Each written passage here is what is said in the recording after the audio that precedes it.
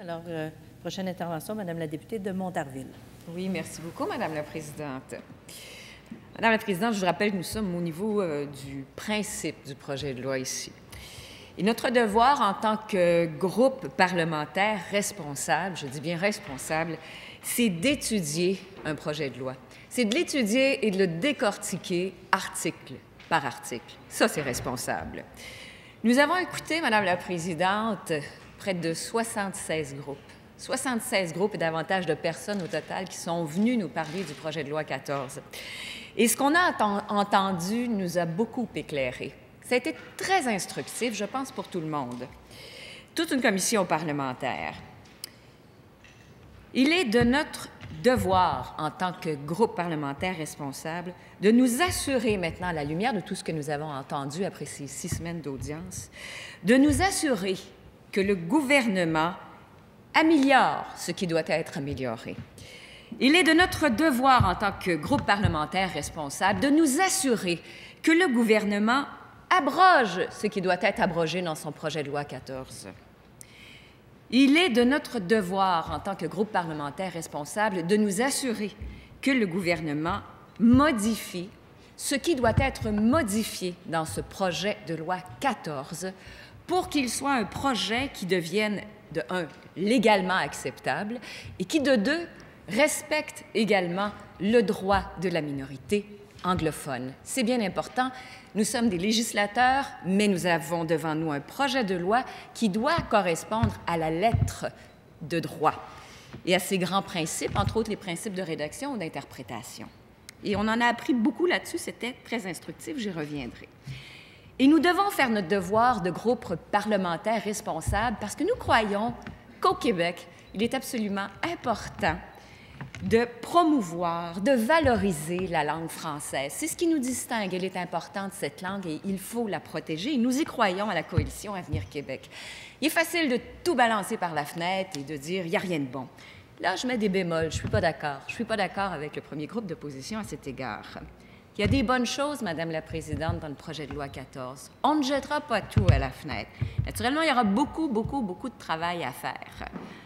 Ce qui est bon dans ce projet de loi, et nous sommes tous d'accord avec l'idée, c'est que nous pouvons vivre et travailler en français au Québec. C'est la base même du projet de loi 14.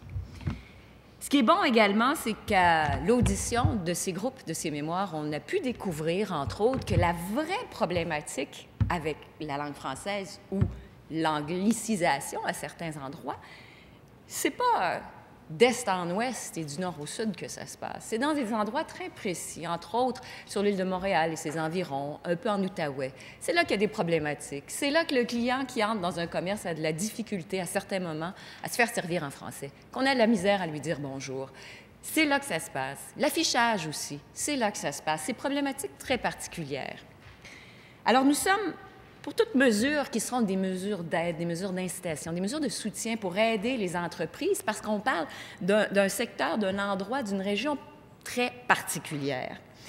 Cependant, on l'a déjà dit et nous le répétons, nous sommes contre toute mesure coercitive à l'égard de nos entreprises, de nos commerces, qui, eux, ne sont pas touchés par cette problématique, cette anglicisation qu'on trouve principalement sur l'île de Montréal.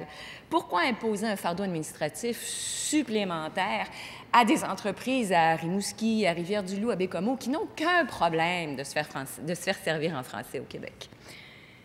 Dans ce projet de loi 14, je le répète, il y aura beaucoup de travail à faire. Mais il y a aussi des bonnes choses. Et ce qu'on a découvert, entre autres, en écoutant les gens qui sont venus nous parler, c'est que le gros problème, c'est la francisation de nos nouveaux arrivants. Tous ces nouveaux arrivants, il y en a à peu près 55 000 ces temps-ci. Au fil des années, le taux de nouveaux arrivants n'a fait qu'augmenter.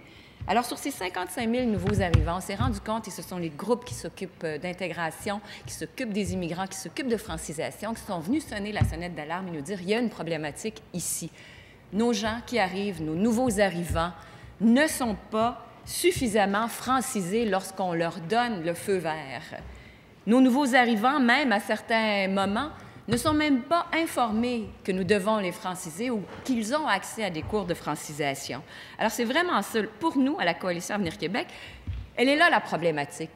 n'y a pas de problème avec nos citoyens anglophones, qui sont d'ailleurs, au demeurant, très bilingues et qui, depuis les 35 dernières années, se sont beaucoup francisés et parlent, dans certains cas, un français impeccable.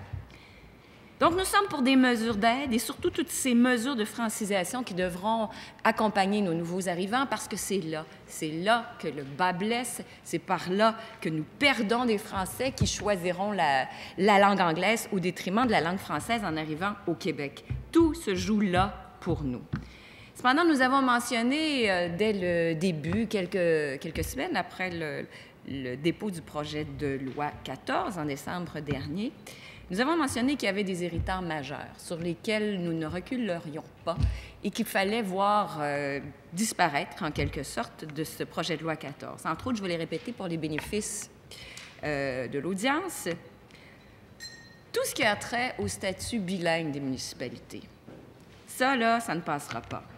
Ça ne passera pas parce qu'actuellement, au Québec, il y a une paix sociale, il y a une paix linguistique. D'ailleurs, la majorité, sinon la totalité des groupes de citoyens anglophones sont venus nous dire jusqu'à quel point ils sont bien, jusqu'à quel point la cohabitation est bonne. Anglophones et francophones nous l'ont dit. Et on ne comprend pas pourquoi on va enlever ce statut bilingue à des municipalités où il règne une paix linguistique. Ça, là-dessus, pour nous, c'est inadmissible. C'est aux municipalités de décider pour elles-mêmes ce qu'elles veulent faire avec leur statut et non à la ministre de décider sur un simple pourcentage.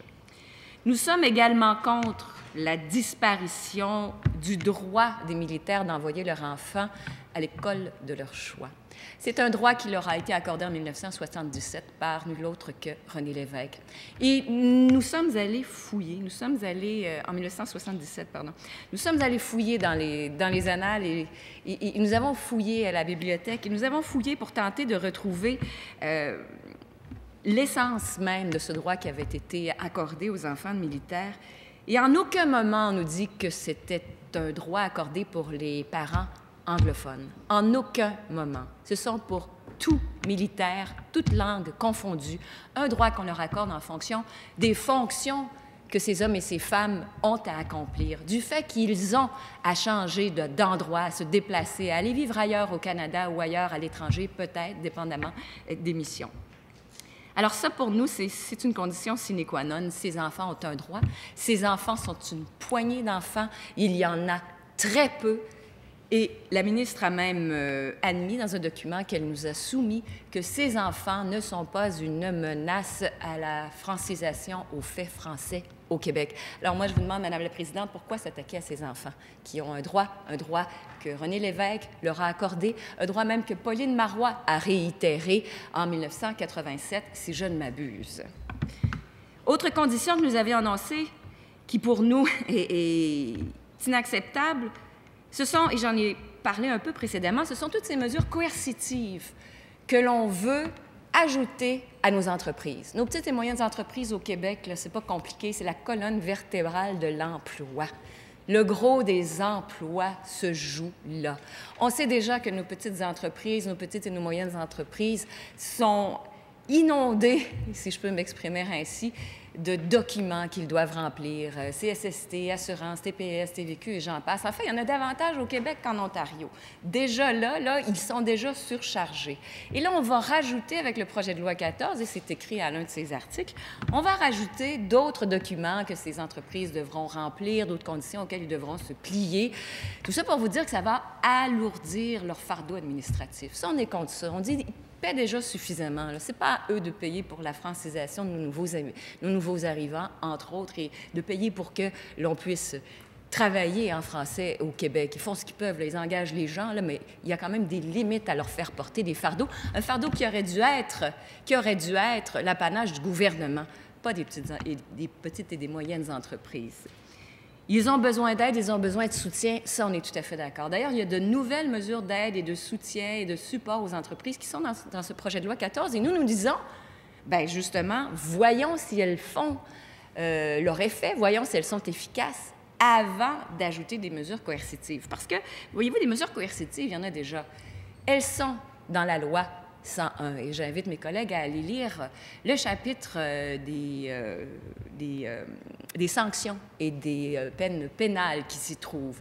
Il y a des amendes assez salées. Une compagnie ou une entreprise prise en défaut pourrait recevoir une amende allant jusqu'à 20 000 $. Je trouve que c'est pas mal coercitif et pas mal dissuasif. Le problème, c'est qu'on ne l'applique pas. La loi 101 actuellement n'est pas appliquée. Elle est déjà bonne, elle existe, elle est là.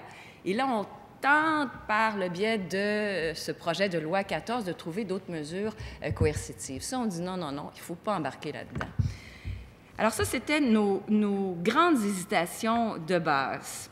Mais vous savez, tout au long de ces auditions, et j'y reviens, ça a été très instructif, mais pas pour rien, parce qu'il y a des sommités qui sont venus nous parler. Et on a appris des choses très intéressantes.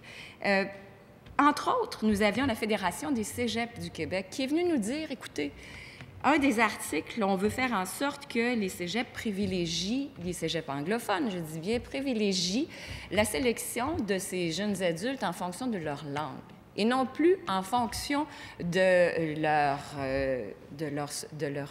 notes, mais plutôt en fonction de leur langue. Et ça pour les programmes contingentés.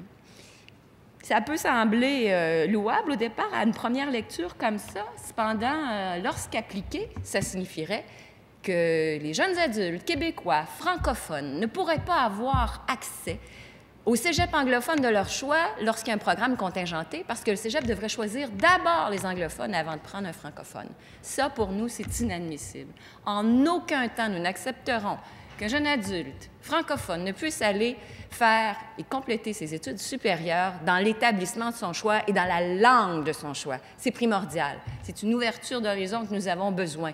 Plus on en sait, plus on en apprend, plus on parle de langue, meilleures seront nos chances de réussite partout au Québec et partout à travers le monde. Par ailleurs, et je vous disais qu'on a appris des choses très intéressantes au point de vue légal. Au point de vue légal, nous avons eu des sommités qui sont venues nous rencontrer. Nous avons eu, entre autres, le Barreau du Québec, dont le mémoire était fort attendu, fort pertinent, et également la Commission des droits de la personne. Et on se rend compte qu'il y a, et là c'est très, très technique, et ça peut même devenir ennuyant et endormant pour certains, cependant, lorsqu'on est législateur, on écrit des lois. Et écrire une loi, il faut qu'elle se tienne en droit. Et là, le barreau et la Commission des droits de la personne sont venus nous dire « elle ne se tient pas en droit à certains égards, et voici lesquels ». Il y a une chose qui est intéressante. Le projet de loi 14 veut remplacer dans le préambule de la Charte les termes minorité ethnique par communauté culturelle. Alors, les sommités juridiques sont venues nous dire, écoutez, on ne comprend pas pourquoi vous feriez ce remplacement, puisque le terme communauté culturelle n'a pas de valeur juridique, au même titre que le terme communauté culturelle en a. Et ça, c'est une crainte. C'est une crainte de plusieurs groupes qui nous ont dit, écoutez, vous nous enlevez ici une valeur juridique ajoutée. Pourquoi? Alors ça, c'est la question, on n'a pas la réponse. Pourquoi? Ce serait agréable de l'avoir lors des travaux. Par ailleurs, autre note pertinente que ces juristes nous ont partagée, ici, on va parler justement de questions légales. Je reviens sur les entreprises avant de m'attaquer au droit de vivre et de travailler en français. Les entreprises, nous vous parlions tout à l'heure de mesures coercitives auxquelles nous nous opposions.